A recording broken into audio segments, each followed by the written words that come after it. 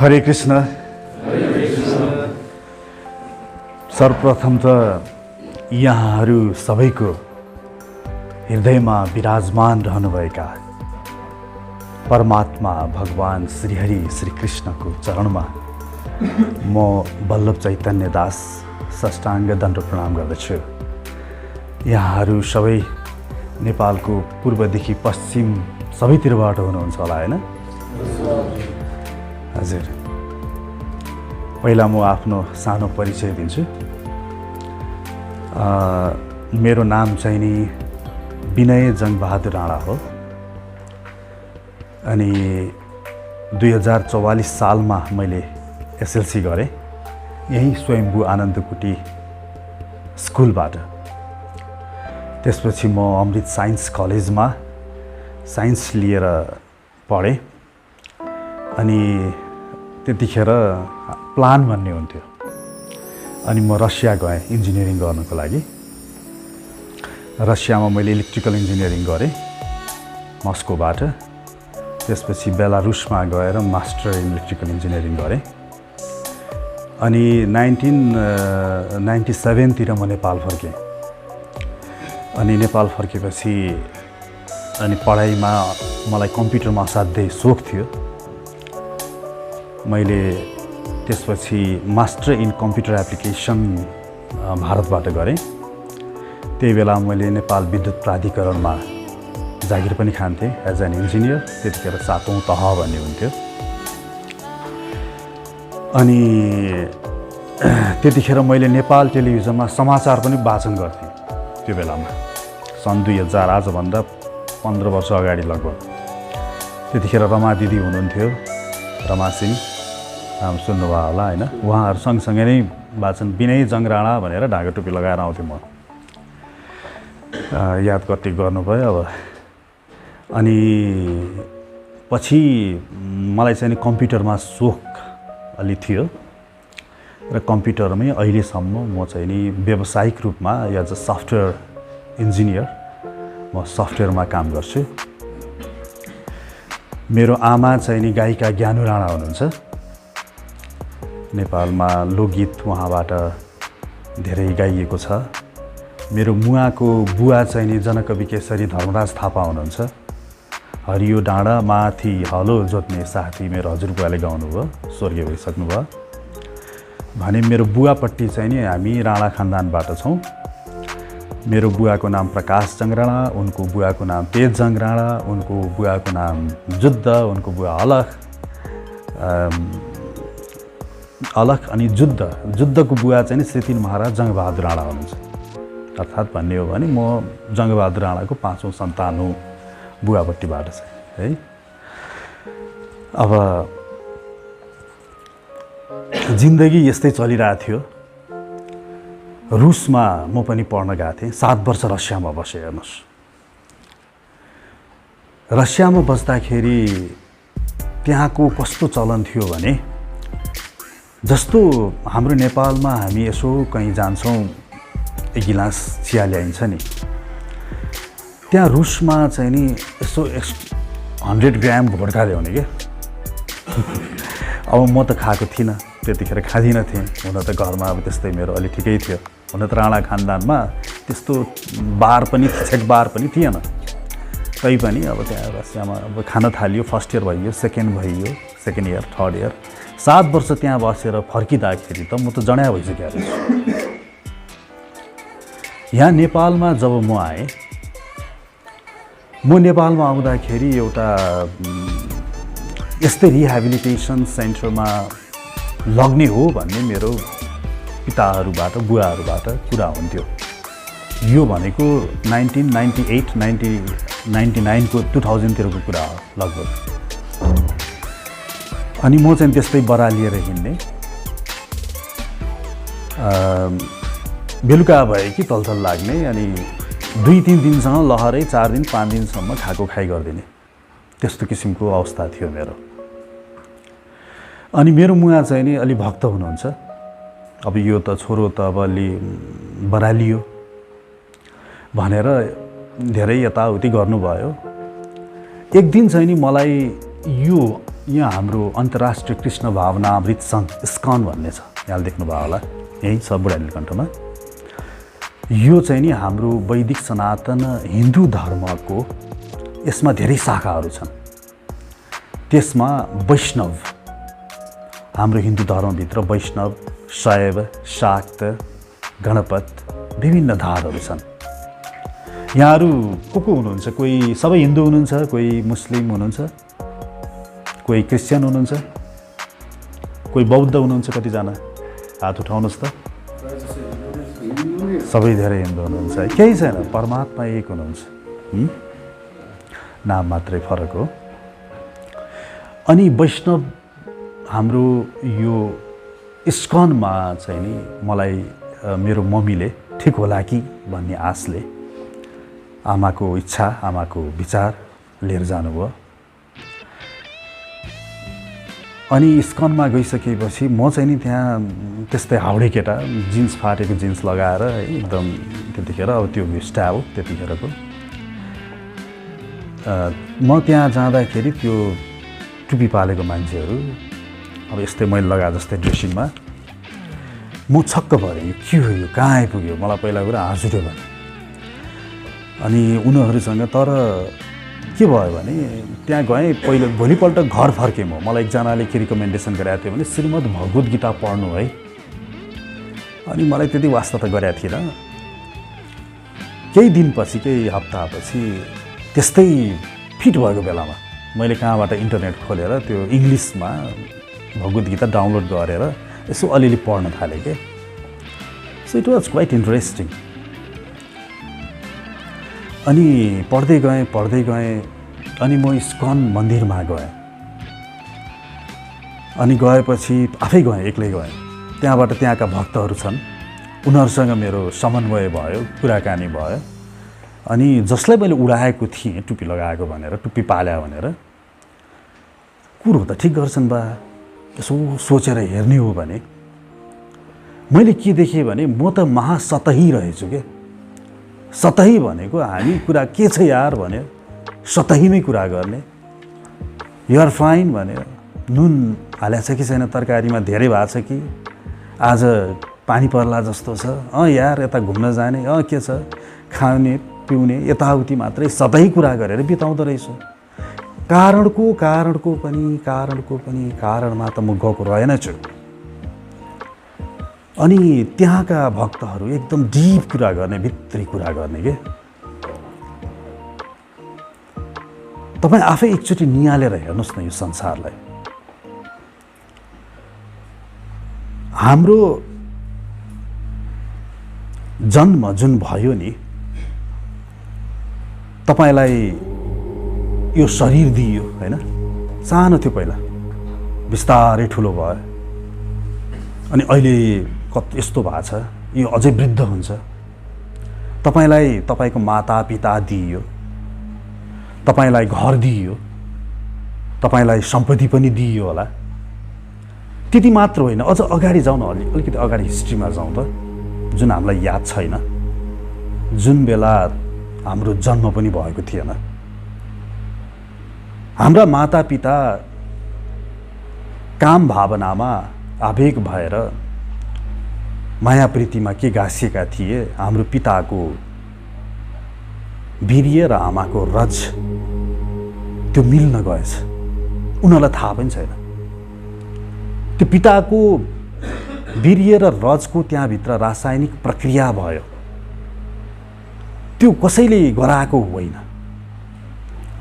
अनि बिस्तारै त्यहाँभित्र जाइगोट बन्यो, फर्मुलेसन भयो, एउटा सेल दुईटा बन्यो, दुईटा चारवटा बन्यो, चारवटा आठवटा बन्यो, अर्थात् तपाईको यो शरीर निर्माण हुन थाल्यो हेर्नुहोस्। अनि बिस्तारै बिस्तारै त्यहाँ आँखा बन्छ, नाक बन्छ, कान बन्छ। यो कसले गराइरहेछ? हुँदा हुँदा त्यहाँ मुटु बन्छ, मुटु ढुकढुक गर्न थाल्छ। 9 महिनासम्म यसरी तपाईको शरीर त्यहाँभित्र निर्माण हुन्छ। त्यो शरीरको लागि सबै आवश्यक खाद्य पदार्थ नाइटो मार्फत आमाको शरीरमा आफै पाइप जोडिन्छ त्यहाँ। यो कसले गरिरहेछ? अनि 9 महिना जसै हुन्छ, तपाईँ वायु वेगले त्यहाँबाट कुनै एउटा शक्तिले धकालिनुहुन्छ र बाहिर आउनुहुन्छ यो संसारमा। अनि जसै बाहिर आउनुहुन्छ तपाईको माताको स्तनमा दूध पनि ठ्याक्कै आइपुग्छ। त्यति मात्र होइन, तपाईँ त एउटा मासुको पिण्ड बाहिर निक्लेको हो नि। त्यो 9 महिना गर्भमा के राखेकी थिइन् माताले, त्यो माताको हृदयमा तपाईको लागि प्रेम यसरी उम्लिन्छ कि तपाईको लागि तपाईको पिता ज्यान दिन तयार हुन्छन् तपाईको रक्षाको लागि। एकपल्ट पशुलाई हेरौँ न, त्यो पशुलाई त बुद्धि छैन नि मेरो भुँडीमा बच्चा पलिरहेको छ भनेर, तर जसै त्यो पशुको बच्चा बाहिर निस्किन्छ, कुकुरको बच्चा चलाउन जानुस् त, बाघको बच्चा यसो छुन जानुस् त, मारिदिन्छ त्यसले। त्यो केही न केहीको एउटा मासुको पिण्ड बाहिर निस्केको हो। त्यो रातारात त्यो निस्किने बित्तिकै त्यस्तो प्रेम त्यो पशुमा कहाँबाट आयो? शङ्का छैन यहाँ। त्यो पशुले प्रेम गरे हो, माताको प्रेम हो कि त्यहाँभित्र हालिदियो बाहिरबाट? पशुलाई हेर्नुहोस् त। अनि फेरि यदि हालिदिएको होइन जस्तो लाग्छ भने फेरि झिकिन्छ पनि। जसै त्यो पशु वयस्क हुन्छ नि, त्यो आमाले त्यो आफ्नो छोरोलाई चितुवाले, कुकुरले अथवा बाघले ठ्याक्कै छोडिदिन्छ। वयस्क हुने उसले आफ्नै हात खुट्टाले आफ्नो जीविकोपार्जन गर्न सक्ने सामर्थ्यता उसको बच्चोले पाउने बित्तिकै ठ्याक्कै छोडिदिन्छ।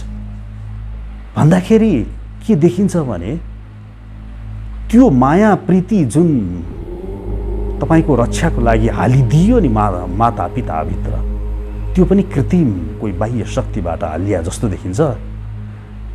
मनुष्यमा चाहिँ नि त्यो जुन बाहिरबाट हालियो त्यो पछि पनि यस कारण परेको हो कि त्यो मनुष्य आसक्तमा हुन्छ। तर पशु नेचुरल हुन्छ, प्राकृतिक हुन्छ, उसले जे छ त्यही देखाइदिन्छ। पशुमा त स्पष्ट देखियो। फेरि माताको त्यो दूध त्यो आफै सुक्छ जसै तपाईँ बाह्य खाद्य पदार्थ खान पचाउन लायक हुनुहुन्छ। यो कसले गरिरहेछ भन्नुहोस् त बन्दोबस्ती? त्यति मात्र कहाँ हो र? तपाईँ जसै बाहिर निस्किनुहुन्छ, भित्र बस्दा माया आमाको शरीरसँग जोडिएको त्यो नाइटोबाट जोडिएको पाइपबाट तपाईँ खानुहुन्थ्यो भने बाहिर आउने बित्तिकै तपाईँको लागि भित्र शरीरभित्र हजारौँ पाइपहरू आपसे आप निर्माण हुन्छ। तपाईको लागि बाह्य संसारमा अक्सिजन एकदम ठ्याक्कै पारेर राखिएको छ।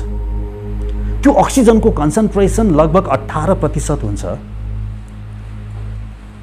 त्यो सधैँ त्यति नै रहिरहन्छ। यो वायुमण्डलमा जति हावा छ नि, यसमा 80% नाइट्रोजन हुन्छ, 18% जति अक्सिजन हुन्छ, बाँकी अन्य ग्यासहरू हुन्छ। त्यसको कन्सन्ट्रेसन कहिले पनि परिवर्तन हुँदैन। जसरी हुन्छ प्रकृतिले मिलाइरहेछ, त्यति नै बनाइरहन्छ। भनिन्छ बोट बिरुवाले कार्बन डाइअक्साइड फाल्छ, तर यहाँ कति काट्छौँ तै पनि त्यहाँ मिलाइरहेछ उसले। त्यो अलिकति बढ्ता हुन गए पनि तपाईको सृष्टि, तपाईको जुन जीवन छ नि सम्भव छैन। त्यो अक्सिजन अलिकति घटे पनि तपाईको जीवन सम्भव छैन। तर त्यहाँ त्यत्तिकै राखिरहन्छ। अनि पृथ्वीलाई हेर्नुहोस् त, त्यो घुमिरहेको छ। ऊ आफ्नो कक्षमा पनि घुम्छ, सूर्यलाई पनि घुम्छ। त्यो अलिकति सूर्यको नजिक भयो भने यति गर्मी हुनेछ कि तपाईको सृष्टि, तपाईको जीवन सम्भव छैन। अलिकति टाढा गयो भनेदेखि त पनि तपाईको जीवन सम्भव छैन। त्यो त्यही स्थानमा स्थित गराइन्छ। अब ध्यान दिएर सुन्नुहोस् त, तपाईको सृष्टिको लागि तपाईँ बाँचोस् भनेर कत्रो ठुलो बन्दोबस्ती भइरहेछ। हेर्नुहोस् त, सूर्य उदाइरहेछ। बिहान सूर्य उदाउँछन् तपाईको लागि, मेरो लागि। बेलुका ठ्याक्कै त्यही टाइममा अस्ताउँछन्।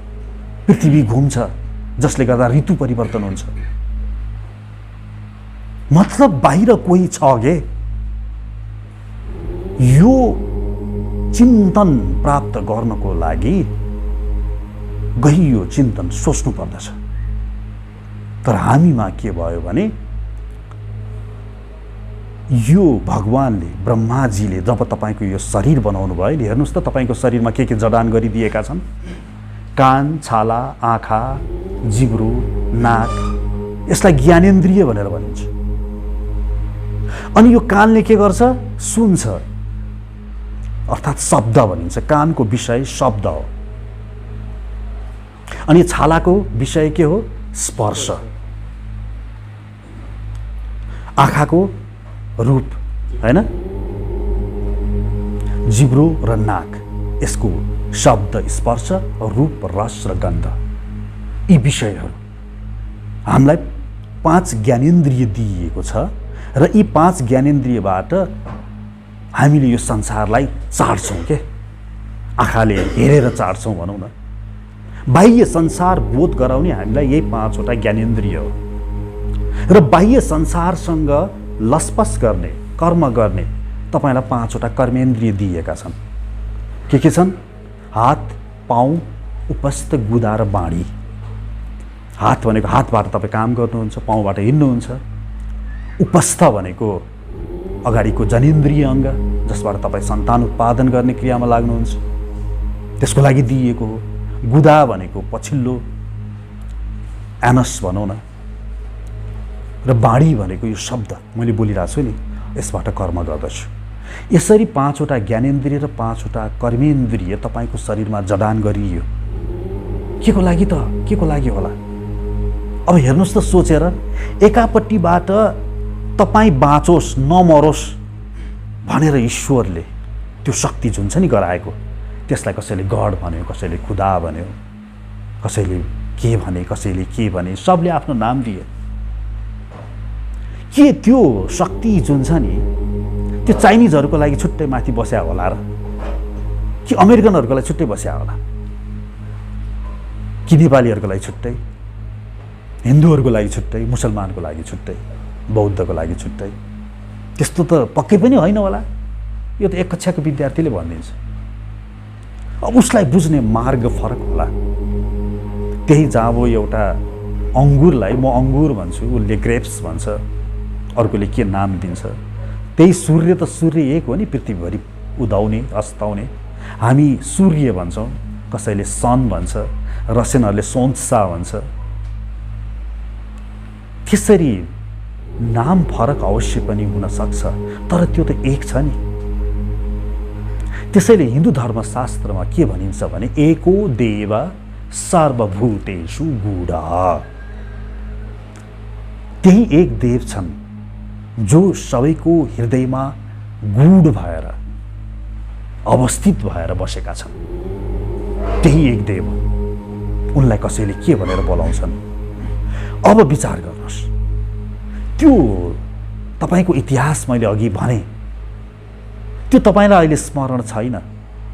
तर स्मरण छैन भन्दैमा त्यो नभएको त होइन क्यारे? त्यस्तो त भएकै थियो। तपाईँ आमाको पेटमा थियो क्यारे? बाहिर निस्केको पनि हो क्यारे? तपाईँले आमाको दुध पनि खाएको हो क्यारे? होइन? तपाईँले अहिले जे खानुहुन्छ, भात, दाल, तरकारी, कसले बनाइदिया हो? त्यो वैज्ञानिकले बनाइदिया हो? तपाईँको चामल कहाँबाट बन्यो? दाल कहाँबाट बन्छ? अनि खेतमा उमारिदिने कसले हो? मान्छेले त मेहनत गर्ने हो। उम्रिन्छ कसरी?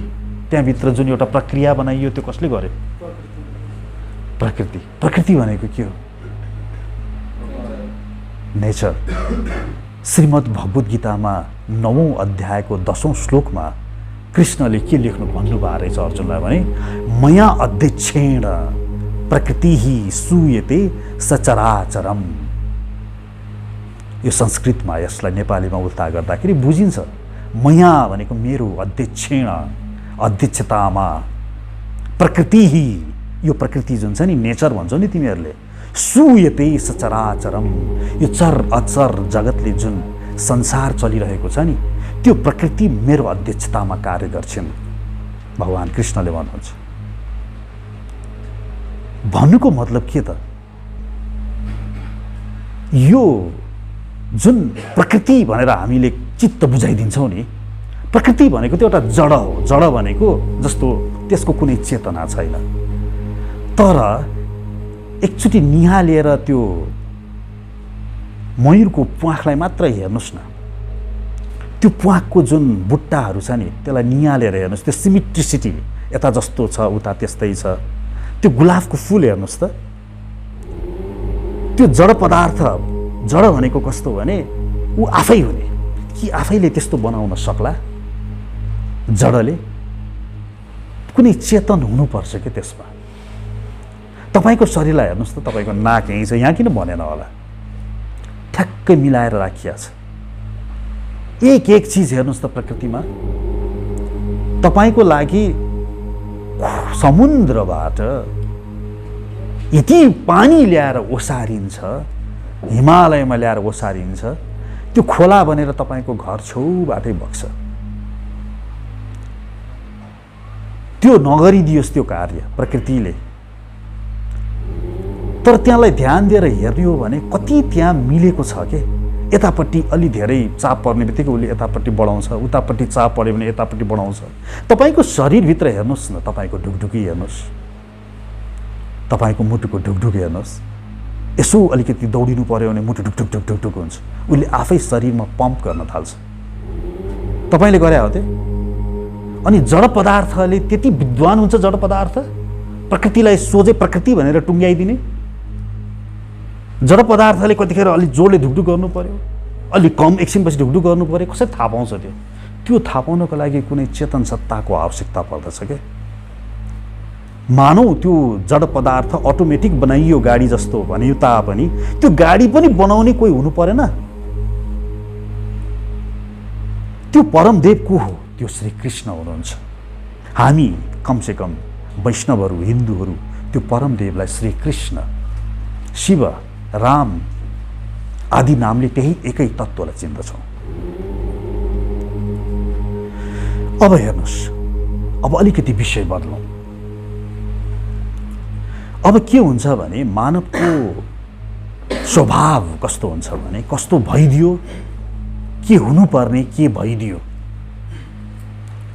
हामीलाई यो जुन जडान गरियो नि, आँखा, नाक, छाला, जिब्रो, हात, पाउ, उपस्थ, गुदा, यो के आश गरेर जडान गरियो होला? त्यो प्रभुबाट, जो प्रभु तपाईहरूको रक्षाको लागि आमा बाबुभित्र प्रेम भएर पसिदिनु भयो, जो प्रभुले तपाईँको रक्षाको लागि समुद्रदेखि पानी ओसारेको ओसारै छ, जुन प्रभुको आदेशले सूर्य उदाएर अस्ताएको अस्ताई छ, फेरि उदाएको छ, फेरि अस्ताएको छ, त्यस्तो प्रभुले तपाईँको शरीरमा आँखा, नाक, कान, छाला, जिब्रो, हात, पाउ, उपस्थ, गुदा जुन राखिदिए, के आश लिएर राख्या होला नि? कि त्यसै राखिदिए? तर मनुष्यहरू कस्ता भए भने यी राखिदिएको जुन आँखा छ, यो कान छ, यो जिब्रो छ, यो नाक छ, यसको मद्दतले आफू बारेमा जान्ने, म को हुँ, म कहाँबाट आएँ, म कहाँ जान्छु, जन्म अघि म कहाँ थिएँ, मृत्यु हुन्छ, मृत्युपछि के म रहिरहन्छु, यो सबै संसार चलाउने को हो, जुन अहिले भर्खर हामी डिस्कस गर्यौं नि, यसरी नियालेर सोच्नु भएको छ यहाँहरूले। हामीले त्यतातिर सोच्ने फुर्सद नै पाएनौँ। हामीलाई जडान गरिदिएका यी आँखा, नाक, कान, छाला, जिब्रो, हात, पाउ, उपस्थ, गुदा, हामी त के गर्न थाल्यौँ भने यसको अन्यत्र प्रयोग गर्न थाल्यौँ। यसलाई शास्त्रले भन्छ अन्यथा ग्रहण, अग्रहण। ग्रहण गर्नुपर्ने एउटा, लिनुपर्ने एउटा, तर अन्यथा ग्रहण गर्न थाल्यो। चक्कु हुन्छ नि, चक्कुको वास्तविक काम कसैलाई दियो, तरकारी काट्नलाई दियो के, तर त्यसले चक्कुको वास्तविक कार्य के हो त्यो नै बुझेन। अनि उसले चक्कुले के गर्न थाल्यो, यसो भित्ता पनि कोतरिदिने, मान्छेलाई पनि घोष दिने। दिएको त चक्कु काट्न हो नि, तरकारी काट्न हो नि। त्यस्तै गरिकन हामीलाई जुन यो आँखा, नाक, कान, छाला, जिब्रो दियो, यसबाट मनुष्य, तपाईँ त मनुष्य हो, मनुष्य शरीर प्राप्त छ। त्यो कुकुरलाई त्यो दिएन। फेरि हेर्नुहोस् है, उसले आँखा नाक कान छाला जिब्रो त दियो, तर विवेक दिएन। विवेक भनेको के सत्य के असत्य भनेर छुट्याउन सक्ने सामर्थ्यता तपाईलाई मात्रै दियो, मनुष्यलाई मात्र दियो, र दिएर छोडिएन। तपाईहरूलाई हर पल निगरानीमा राख्यो कि यो नमरोस् भनेर। त्यति सचेत छौ। तर हामीले के गर्यौं भने यो आँखालाई आफ्नो अस्तित्वबारे बोध गराउनतिर लाग्नु पर्नेमा, यो कानलाई आज जस्तो यो जुन मैले बोलिरहेको छु यस्तो श्रवण गरेर आफ्नो आफ्नै बारे बुझ्नु पर्नेमा लगाउनु पर्नेमा, यो जिब्रोलाई यस्तै किसिमको बोली बोल्नको लागि वा त्यस्तै किसिमको खाद्य पदार्थ खाएर आफ्नो शारीरिक रूपमा आफूलाई बलिष्ठ बलवान बनाउनतिर लाग्नु पर्नेमा हामीले के गर्यौं? यी चीजहरूलाई अन्यथा ग्रहण, अन्यथातिर लगायौं। आहार, निद्रा, भय र मैथुन एव संसार भन्छ शास्त्रले। अब यहाँनिर आएर अहिले कस्तो भयो? अहिलेको यो जगत व्यक्तिहरूलाई 4वटा चिज चाहिने भयो। हेर्नुहोस्, आहार, निद्रा, भय र मैथुन। यसलाई भनिन्छ रस। अब रसको कुरा आयो। हामी जीवहरू के चाहँदो रहेछौँ भने रस चाहँदो रहेछौँ। के रस चाट्न चाहँदो रहेछौँ। जीवमा पनि रस हुँदो रहेछ। म्युजिक सुन्दाखेरि पनि रस रहेछ, पानी खाँदाखेरि पनि रस, रक्सी खाँदाखेरि पनि रस। अब यो आहार, निद्रा, भय, मैथुनको पनि एउटा रस रहेछ। आहार भन्नाले यो जिब्रोलाई अब केमा लगायो त्यो व्यक्तिले, उसलाई मतलब भएन। अब त्यो जीवलाई, खसीलाई, बोकालाई वीरगञ्ज नेपालगञ्जदेखि यसरी नाकमा बुलाकी हालेर ल्याएर त्यसलाई 4 दिन 5 दिनसम्म ट्रकमा कोचेर यहाँ नेपाल ल्याएर, काठमाडौँ ल्याएर यत्रो ठुलो बन्चरोले टाउकोमा हानेर त्यसले कति करायो। त्यसको क्रन्दन पनि सुन्ने फुर्सद भएन हामीलाई। हामीलाई त बस वाउ डेलिसियस फुड भनेर आफ्नो प्लेटमा आइपुगेको ममचा खानेतर्फ मात्रै हाम्रो ध्यान आकृष्ट भयो। मानव भइसकेपछि कारणको कारणमा जान सक्ने सामर्थ्यता पनि अबको मनुष्यहरूमा रहेन। हामी टोलायौं, हामी हरायौं। यो हो आहारको। मानिसहरू आहारको लागि मरिमेटी गर्न थाले। त्यस्तै गर्न थाले निन्द्रा।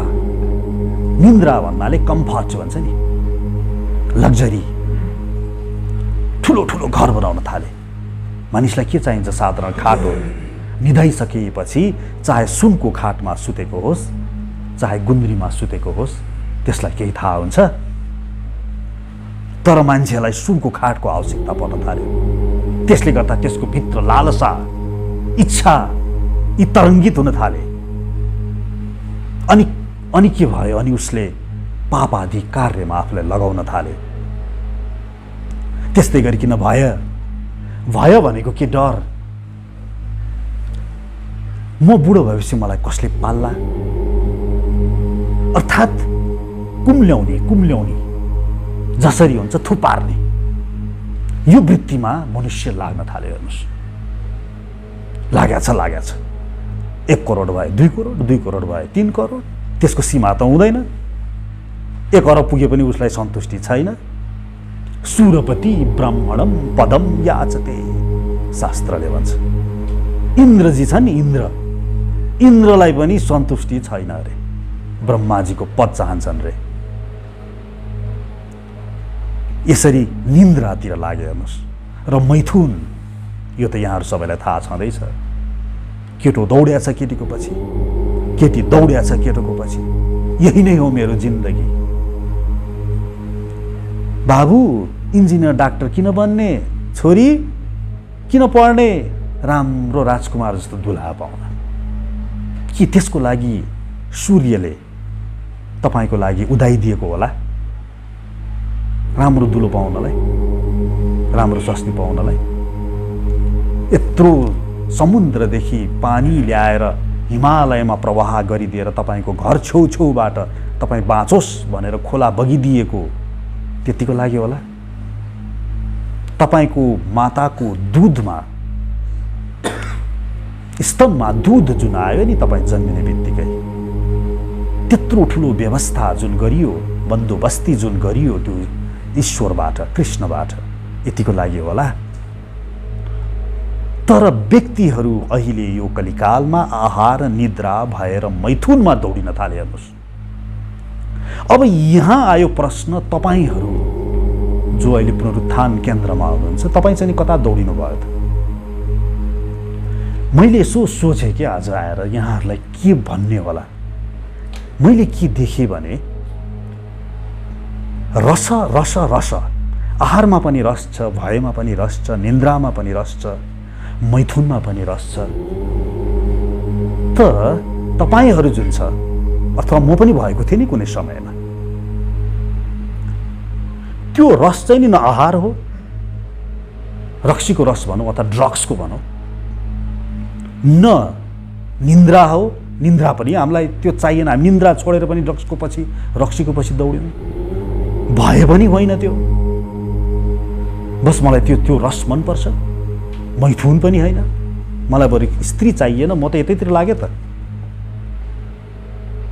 भन्दा मैले 3 वर्गको व्यक्तिहरू देखेँ के।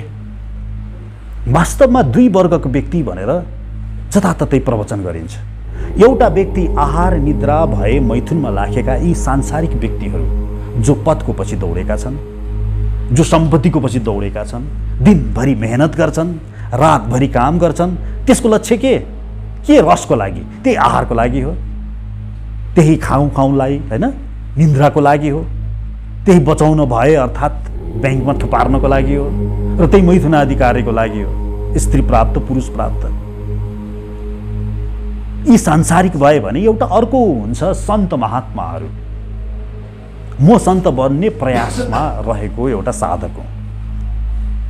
कोही सन्त भइसकेका हुन्छन् जसलाई यी आहार निद्रा भए मैथुन भनेको कुरो मन परेन। क्या किन मन परेन भन्दाखेरि एउटा मुसो रहेछ अरे, क्या मुसो, त्यो मुसो बहुत जोडले दौडिन्थ्यो अरे, दौडिनमा टप मोस्ट थियो अरे, अनि त्यसले दौडमा भाग लिन छोडिदिएछ क्या मुसोले।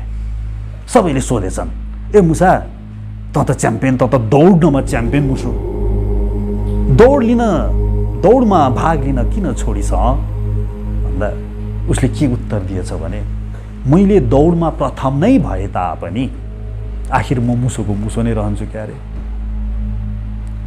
यो बुझेका व्यक्तिहरू यो संसारिक दौडधुपमा आहार निद्रा भय मैथुन यो प्राप्तिको लागि हेर्नुस् त कत्रो कम्पिटिसन छ बजारमा, खुट्टा तानातान छ।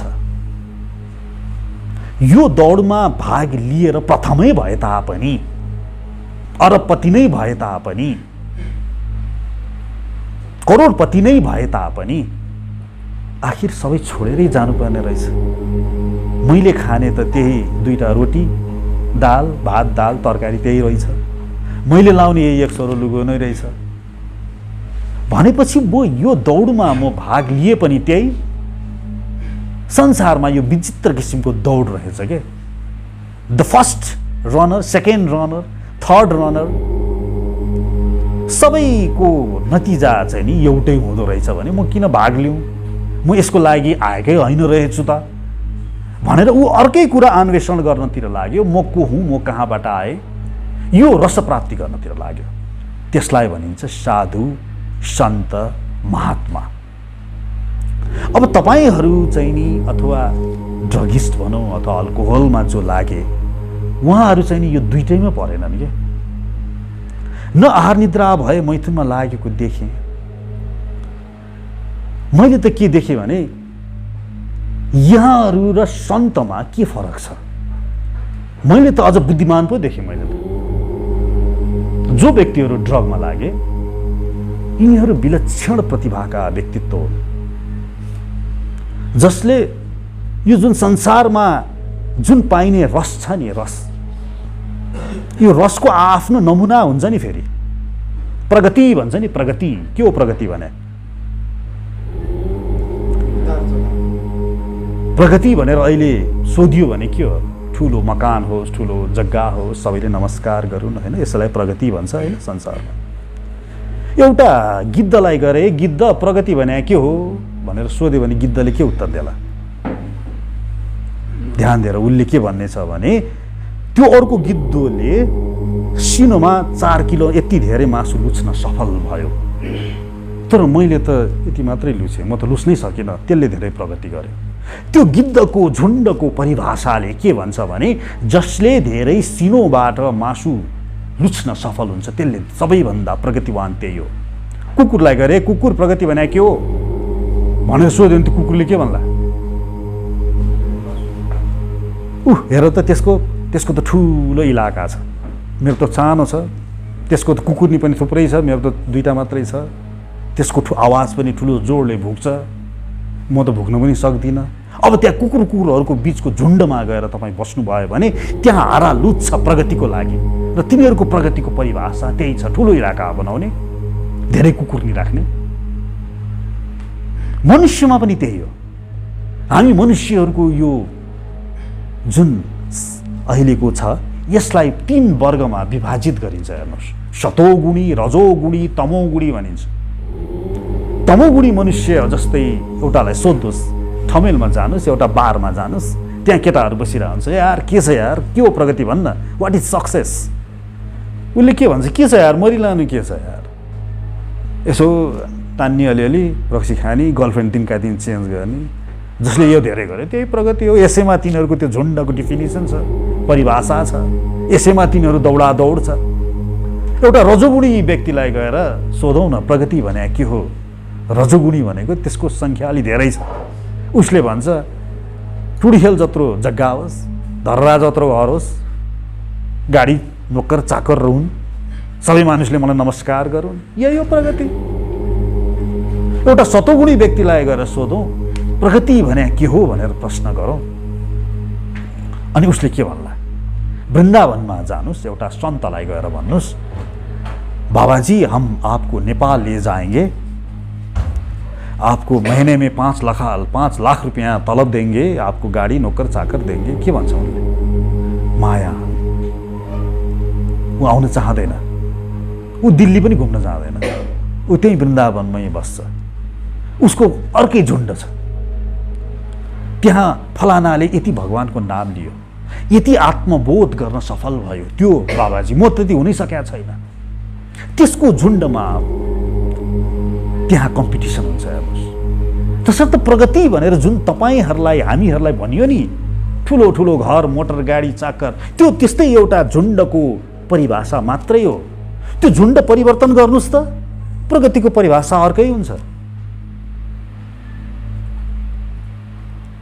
अब यहाँ के देखियो भने सारा संसार त्यही प्रगतिको परिभाषामा गइरहेको छ, जसले भन्छ रजोगुणी परिभाषा, अर्थात् मोटर होस्, नोकर चाकर होस्, गाडी होस्, अर्थात् अर्को शब्दमा मैले अघि आहार निद्रा भएर मैथुन भनेर भने। तर यहाँहरूले जसले ड्रग अथवा अल्कोहलको लतमा गयौँ, त्यो पनि रस हो, संसारले नाम दिएको लत हो। हाम्रो लागि त रस थियो नि, त्यो रस नै हो। तर हामीले यी आहार निद्रा भए मैथुन हामीले छोडिदियौँ, हाम्रो लागि यसमै आनन्द प्राप्ति भयो। अब हेर्नुहोस्, हाम्रो शास्त्रले के भन्छ भने रसो वै सहा रसो हि वायम लब्ध्वा आनन्दी भवति। त्यो भनेको के भने हे मनुष्यहरू, त्यो रस चाख है, रस पत्ता लगाऊ। तिमी रसका धेरै नमुनाहरू छन्, तर तिमी यस्तो रस चाख जुन परम हो, जुन नित्य छ। त्यो रस लिएपछि फेरि लिनु पर्दैन अरे। एकचोटि आनन्द लिएपछि आनन्द आएको आए हुन्छ अरे। त्यो ज्ञानमय रस छ अरे, त्यो रसलाई आनन्द भनिन्छ अरे, परमानन्द। त्यो रस लिया, रसो वै सहा भनेर यसो सह भनेको त्यो भनिदियो। रसो हि वायम लब्ध्वा, त्यो रस लिएपछि लब्ध्वा आनन्दी भवति, आनन्द हुन्छ। अब हेर्नुहोस्, यो चेतना स्तरको कुरा गरौँ। त्यो तल्लो चेतनाको व्यक्ति यी आहार निद्रा भए मैथुनमै लाग्यो, तर तपाईँहरू पक्कै पनि त्यो तल्लो चेतनाको होइन रहेछ, त्योभन्दा माथि उठेको रहेछ, जसलाई यो आहार निद्रा भए मैथुनको रसले तान्न सकेन। तसर्थ जसले ड्रगतिर लागेको छ अथवा अल्कोहलतिर लागेको छ, पक्कै पनि ती व्यक्तिहरू बुद्धिमान व्यक्ति हो। ती साधारण जुन सांसारिक मनुष्यहरू छ, जो पदको पछि दौडिरहेको छ, जो स्त्रीको पछि दौडिरहेको छ, जसले त्यसैलाई नै प्रगति भनेर परिभाषा दिइरहेको छ, ती भन्दा तपाईँहरू पक्कै पनि उच्च चेतनाका हुनुहुन्छ। अब त्यहाँ आएर चाहिँ नि अलिकति कुरो मिलेन। हेर्नुहोस् के भइदियो त भने, शास्त्रले जुन रसो वैशः भनेर त्यो परम तत्त्व ईश्वरको रस ल्याऊ भन्ने ठाउँमा यहाँको चेतना, हाम्रो चेतनाले के गरिदिएछ भने, रस त लिन चाहन्थ्यौँ, हामीले ईश्वरीय रस नै चाहन्थ्यौँ, परम आनन्द नै चाहन्थ्यौँ, परम सुख नै चाहन्थ्यौँ। तर अहिलेको वैज्ञानिक युग भनौँ कि के युग भनौँ, यिनीहरूले बनाइदिएको ती कृत्रिम, भगवानले तिमीलाई अङ्गुर खाऊ भनेर अङ्गुर बनाइदिएका हुन्, तर त्यो अङ्गुरलाई कुहियाएर रक्सी बनाउने यी मानव भए, बदमास भए। त्यो रक्सी खाएपछि त्यो शरीरलाई लट्ठ्याएर आनन्द लिन चाहिँ नि हामी त्यतातिर पो लागेछौँ कि अलिकति बाटो बिरायौँ। यो संसारिक मान्छेभन्दा त माथि उठ्यौँ, तर उठेर अझै सन्त महात्मा जस्तो हुनुपर्ने ठाउँमा, वास्तविक ईश्वरीय रस लिनुपर्ने ठाउँमा हामी अलिकति त्यहाँ चुक्यौँ। हामी अलिकति यो बाह्य शरीर, स्थूल शरीर भन्छ यसलाई, यो शरीरभित्र तपाईँ बस्नु भएको छ, तपाईँ आत्मा स्वरूपमा हुनुहुन्छ। यो बाह्य शरीर मर्छ, तर हामी भित्र जो बसेका छौँ, हाम्रो कहिले पनि मृत्यु हुँदैन। गीतामा भगवान कृष्णले भन्नुहुन्छ, न जायते म्रियते वा कदाचन नायम भूत्वा भविता वा भूयः अजो नित्यः शाश्वतो यम पुराणो न हन्यते हन्यमाने शरीरे। श्रीमद् भगवद गीता दोस्रो अध्यायको 20औं श्लोकमा भगवान कृष्णले भन्नुहुन्छ, हे मनुष्य, तिमीहरूको न जायते म्रियते वा कदाचन, न तिमीहरूको कहिले जन्म भएको छ, न कहिले मृत्यु हुन्छ। यो शरीर मात्रै हो जन्म लिएको, र मर्ने पनि यो शरीर हो, बुढो हुनु पनि यो शरीर हो, रोगी हुने पनि यो शरीर हो। तर तँ चाहिँ जुन त्यहाँभित्र बसिरहेछस् नि, शरीरभित्र बस्ने तँ, तेरो जन्म हुँदैन। नायम भूत्वा भविता वा न भूयः अरे, तँ जो त्यो शरीरभित्र बसिरहेको छस्, तँ पहिला थिस् अहिले छैन भन्ने पनि होइन अरे, भविष्यमा हुनेछस् अहिले छैन भन्ने पनि होइन अरे। तँ पहिला पनि थिस्, भूतकालमा पनि थिस्, वर्तमानमा त देखि नै रहेछ, र भविष्यकालमा पनि हुनेछस्, तर यो शरीर चाहिँ नि हुने छैन। न हन्यते हन्यमाने शरीरे, हन्यमाने भनेको मर्नु, यो शरीर मर्छ, तर तँ मर्ने छैनस्। अनि के हुन्छ, मर्दाखेरि के हुन्छ भन्दा भगवानले भन्नुहुन्छ, जीवनकालभरि तँलाई यी जुन इन्द्रिय जडान गरियो, आँखा कान छाला जिब्रो नाक, यसबाट तैँले आफ्नो बारे बुझ्छस्। हात पाउ उपस्थ गुदा यी जुन कर्मेन्द्रियहरू दिए, यसबाट कर्म गर्छस्, र त्यस अनुसार यो प्रकृतिमा भएको सतो रजो र तमो गुणसँग त खेल्छस्। खेल्दै जान्छस्, तेरो अन्तर हृदयमा त्यस्तै किसिमका गुणहरू बन्न थाल्दछ, र त्यो गुणलाई प्रकृति माताले केलाउँछन् जसै तपाईँले शरीर त्याग गर्नुहुन्छ। अब तपाईँको शरीरभित्रको गुण कस्तो भयो त? हेर्नुहोस् है, यो मनुष्यको शरीर विचित्र छ।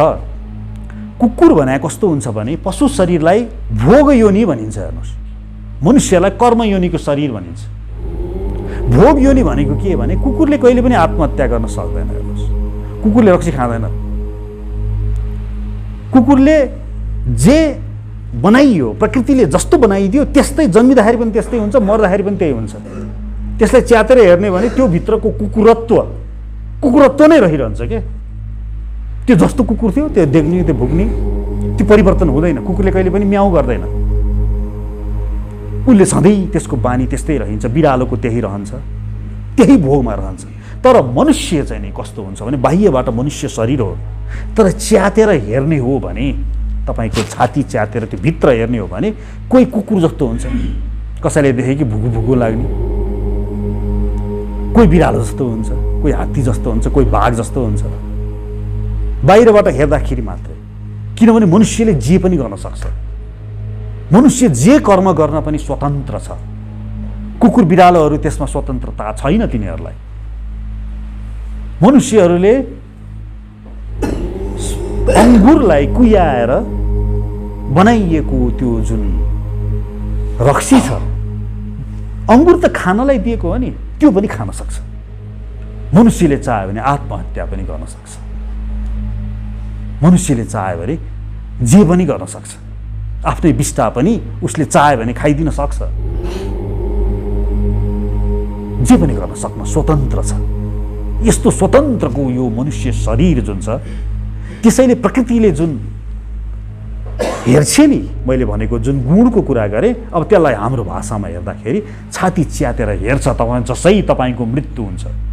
अब त्यसले जीवनकालभरि त्यो भित्र छाती च्यात्दाखेरि कुकुर जस्तो छ कि त्यो, कि सुँगुर जस्तो छ?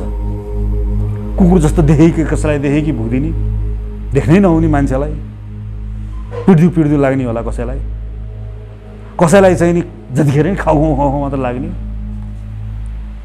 कसैलाई चाहिँ नि होला फेरि एकदम स्त्री प्रेमी अथवा पुरुष प्रेमी बाँदर जस्तो।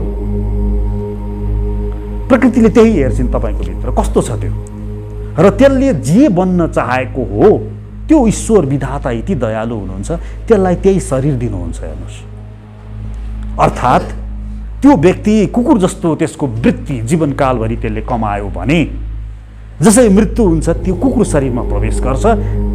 यसकारण होइन कि त्यसलाई सजाय दिनको लागि कुकुर शरीरमा प्रवेश गराइयो, मात्र यसकारण कि त्यसले चाहेकै त्यस्तै थियो। त्यसलाई एकदम खान रचना एकदम चाहिन्छ भने त्यसलाई सुँगुर शरीरमा पठाइन्छ। हेर्नुहोस्, यसकारण होइन कि त्यसलाई सुँगुरमा पठाएर सजाय दिनलाई पठाइयो, होइन, यसकारण कि त्यो सुँगुर जस्तै स्वाद मन पराउने त्यसको वृत्ति देखियो त्यहाँ, र त्यसलाई त्यही नै दिइयो भोग योनिमा। ल भोग गर त, तैँले यही चाहेको रहेछस्। अब सुँगुर शरीरमा जाने बित्तिकै काठ चबाउँदाखेरि पनि त्यसलाई तपाईँले बर्गर खाए जस्तो स्वाद आउँछ, जे खाँदाखेरि पनि स्वाद आउँछ, खाएको छ। यदि कोही असाध्य नै स्त्री लोलुपतामा लागेको छ भने प्रकृतिले त्यसलाई बाँदर शरीर प्रदान गर्छिन्। ल भोग गर, दिनभरि बाँदरनीसँग हुन्छ त्यो, अब उसले दिनभरि भोग गर्छ। अनि प्रकृति माताले त्यसलाई त्यो बाँदरको शरीरपछि अन्य विभिन्न पशु शरीरहरूमा त्यो घुम्छ, यसरी भोग गर्छ। उसको जति जति वृत्ति थियो, इच्छा थियो, कुकुर जस्तो खाने, भुक्ने, बाघ जस्तो मासु खाने, स्याल जस्तो हुने, हात्ती जस्तो हुने, के थियो उसको, त्यो जम्मै प्रकृति माताले पुरा गरिदिन्छ। अनि बिचारा सोध्न मन लाग्छ विधातालाई, यसपालि अब एकपल्ट सोधेर हेरौँ अब यो के चाहन्छ भनेर। फेरि त्यसलाई मनुष्यको शरीर दिन्छन्। अब मनुष्य शरीर पायो, यही शरीरमा यी 5वटा इन्द्रिय जडान गरिदिन्छन्, हात पाउ उपस्थ गोदा जडान गरिदिन्छन्। अब त्यसलाई फेरि अवसर दियो एकपल्ट, त्यसले जीवनकालभरि त्यसले के गर्छ, त्यसले शरीर त्याग गर्छ। त्यसको अन्तर्हृदयमा हेरिन्छ, के माया छ यसले भनेर यसो हेरिन्छ। अब यसपालि चाहिँ नि अब यसो छाती च्यातेर हेर्दाखेरि त्यहाँ चाहिँ नि अब मुसा जस्तो वृत्ति गराएर रहेछ, त्यसलाई मुसा शरीरमा पठाइन्छ, अरू पठाइन्छ, यसरी घुम्याछ। सर्वाजीवे सर्वसंस्थे बृहन्ते अस्मिन् हंसो ब्रह्मते ब्रह्मचक्रे, यसरी ब्रह्मचक्रमा घुम्याछ। हाम्रो शास्त्रले त्यसो भन्छ। पुनरपि जननम पुनरपि मरणम पुनरपि जननी जठरे शयनम। फेरि जन्म हुन्छ, फेरि मरण हुन्छ, फेरि पुनरपि जननी, फेरि एउटा कुनै माताको जठरे शयनम, त्यसको गर्भभित्र प्रवेश गर्नुहुन्छ। यह संसारे खलु दुष्टारे, यसरी घुमाएको छ घुमाएको छ। कृपया परे पाहे मुरारे, भज गोविन्दम भज गोविन्दम भज गोविन्दम मूढमते। हे मूढ, हे मूर्ख भएका मनुष्यहरू हो, तिमीलाई जुन विधाताले जे कार्यको लागि तिमीलाई पठाएको छ त्यो कार्य गर।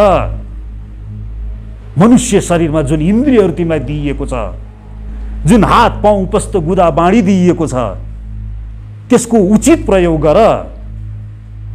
यो हात गएर चाहिँ नि मासु किन्न जानेदेखि लिएर मान्छेको घाँटी ग्याक्न जानको लागि यो हात दिएको होइन। यो चुरोट चल्काउनको लागि यो हात दिएको होइन।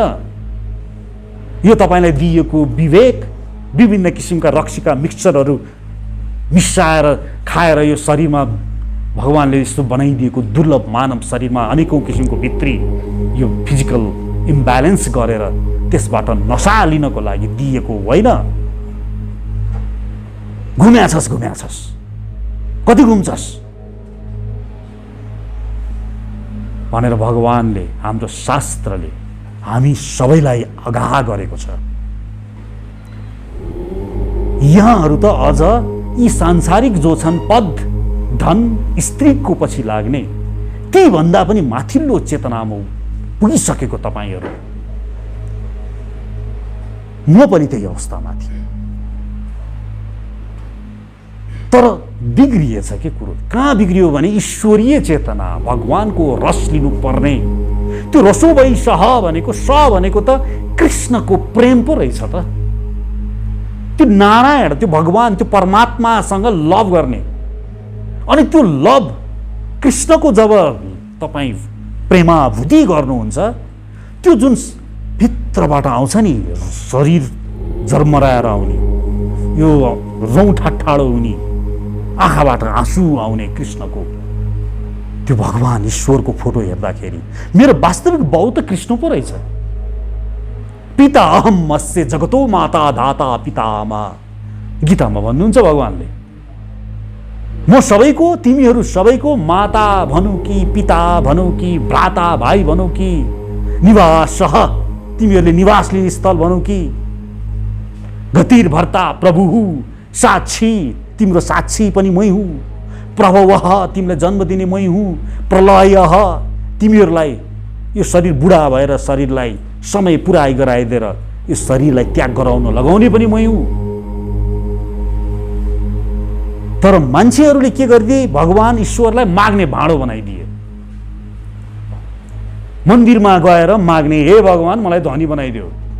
धनी बनाउनलाई काम, धनी हुनलाई काम गर्नुपर्छ। भगवानलाई पूजा गरेर धनी हुने होइन कहिले पनि। कसले सिकाउँछ यस्तो यस्तो उल्टो उल्टो कुराहरू? यो आध्यात्मिक प्रगति र भौतिक प्रगति भनेको फरक फरक कुरो हो। पूजा गरे भने ईश्वरमा शरणागतिको शक्ति बढ्दछ, तपाईको अहंकार घट्दछ। तपाईले ध्यान गरे भनेदेखि त तपाईको एकाग्रता वृद्धि हुन्छ, तपाईको भित्र बसेको ईश्वरको महसुस हुन्छ। ध्यान गरे भने, तपाईले जप गरे भनेदेखि त त्यो भगवानको सँग प्रेम लभ पर्न जान्छ। यही हो हुने। त्यसले गर्दा तपाईको के हुन्छ, भित्र इमानदारीता भन्ने तत्त्व, भित्री तत्त्व, त्यो वृद्धि हुने हो। तपाईको दया भन्ने वृद्धि हुने हो। भगवानको पूजा गरे भने, आध्यात्मिक भइयो भने, तपाईको भित्र कामना एकदम, यो चाहियो मलाई, यो चाहियो, यो चाहियो, अमेरिका जानु छ, मलाई कार किन्नु छ, यो कम हुने हो। यसले शैतान भनेकै त्यही कामना हो। त्यसलाई ठाउँमा राख्नलाई ईश्वरको भक्तिले मद्दत गर्छ, त्यसलाई ठाउँमा राख्छ च्याप्पै पारेर। तपाईको क्रोध, तपाईको घृणा, त्यो सालेलाई देख्यो भने म काट्दिन्छु, यो घृणालाई त्यसले मत्थर पार्छ। अब यो भयो बित्तिकै के हुन्छ, तपाईको हुनसक्छ अफिसमा जानुहुन्छ होला, अनि तपाईँ त इमान्दार हुनुभयो। अब 4-5 वर्ष अध्यात्ममा लगाएपछि अब तपाईँ ठग्नुहुन्न भन्ने तपाईँको भित्र पर्छ।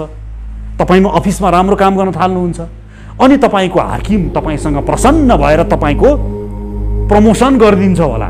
यसरी चाहिँ हुन्छ फेरि। मतलब अध्यात्ममा लाग्नुभयो, तपाईँमा इमान्दारिता बढ्यो, हाकिमले त्यो देखेर तपाईँको प्रमोसन गरिदियो, यो हुन्छ। तर भगवान्लाई जय गणेश भनेर तपाईँको ढ्यान ट्यान भएर यतापट्टि प्रमोसन फुत्त हुने यस्तो चाहिँ नसोच्नुहोस्, यस्तो कहिले पनि हुँदैन।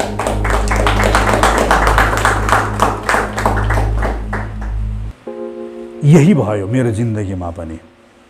म पनि रक्सी खाने, आफूले आफूलाई बिर्सेको, बाउ आमालाई अनादर गर्ने एक नम्बरको लफङ्गे भइसकेको थिएँ। मैले जसरी अहिले यहाँसँग इन्टरेक्सन गरेँ, यस्तै इन्टरेक्सन मलाई विभिन्न त्यहाँ इस्कनमा भक्तहरूले यस्तै किसिमको कुराहरू गर्नुभयो। मलाई कुरा बुझ्न गयो। घरमा आएर सोचेँ, टोलाएँ। मैले सङ्कल्प गरेँ, आजदेखि म मासु खान्न। भोलिपल्ट म दौडिँदै गएको थिएँ, रक्सी किन खाने, साँच्चीकै छोडे सकिहालिन्छ नि, के मैले नखाइदिए भइगयो नि, गाह्रो अलिअलि हुने हो भनेर भोलिपल्टदेखि मैले रक्सी खान्न भनेर सङ्कल्प गरेँ। तेस्रो दिनदेखि मैले यो चुरोट चाहिँ नि अलिकति गाह्रो भएको थियो, चुरोट पनि म खान्न भनेर सङ्कल्प गरेँ। मैले 7 दिनमा सबै चिज छोडिदिएँ। यो ईश्वरको शक्ति नै मान्दछु म। त्यो मेरो मात्रै शक्ति होइन, पक्कै पनि मेरो कृष्णले जब म उनको विग्रह अगाडि मैले आँसु झारेँ नि, मैले म गर्दछु भगवान, म गर्छु, मलाई अब शक्ति देऊ। म अब यस्तो किसिमको लाग्दिनँ, यो इन्द्रियहरू जुन तिमीले मलाई जडान गरिदियो, यो दुर्लभ मानव शरीर जुन तिमीले मलाई दियो, म यसलाई उचित प्रयोग गर्छु प्रभु, मलाई शक्ति देऊ। उनले पक्कै पनि मेरो शिरमा हात हालिदिएको हुनुपर्दछ। मैले चिया, मैले कफी पनि खान्न भनेर प्रण गरेँ। त्यसपछि लसुन प्याज पनि खान्न भनेर प्रण गरेँ।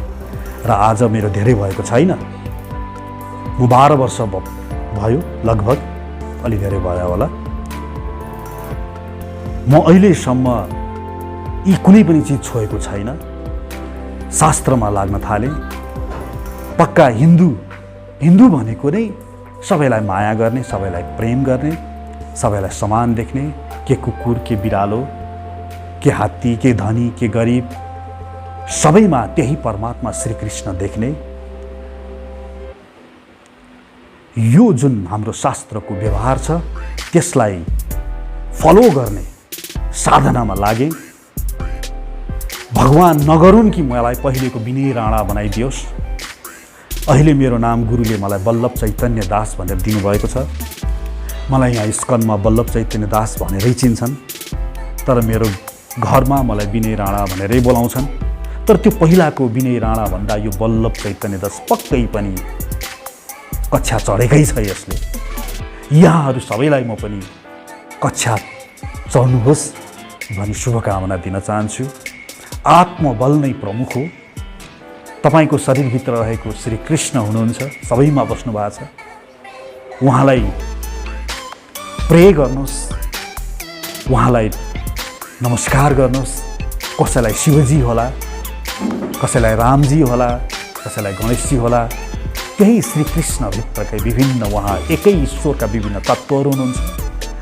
आफ्नो इष्ट गणेशजी हुनुहुन्छ भने गणेशजीलाई भन्नुहोस्, आफ्नो इष्ट नारायण हुनुहुन्छ नारायणलाई भन्नुहोस्, अथवा कुनै अन्य धर्मको धर्मावलम्बी हुनुहुन्छ भने पनि आफ्नो ईश्वरलाई भन्नुहोस्। तत्त्व एकै हो। मलाई यो जन्मको जुन मेरो शरीर छ, यसलाई मैले यथोचित स्थानमा लग्न सकूँ। मैले पाएको यो दुर्लभ मानव जन्मलाई मैले सिद्ध गर्न सकूँ। हरे कृष्ण।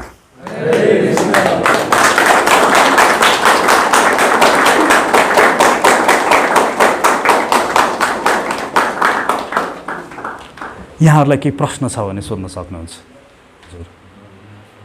यो सबै सन्त महन्त भएपछि जति उपभोग गर्ने चिजहरू उत्पादन हुन्छ नि, उत्पादन कसले हुन्छ? तयार छ कसले?